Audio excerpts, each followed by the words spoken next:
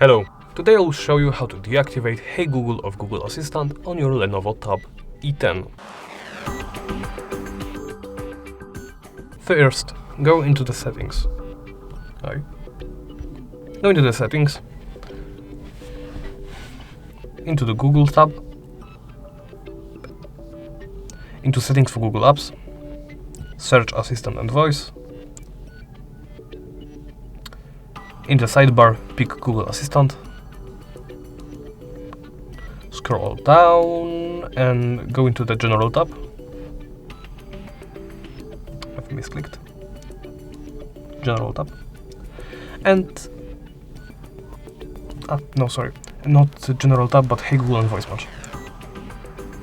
And toggle Hey Google off. Tap OK, and that's it. Thank you for watching, and please remember to comment, like and subscribe.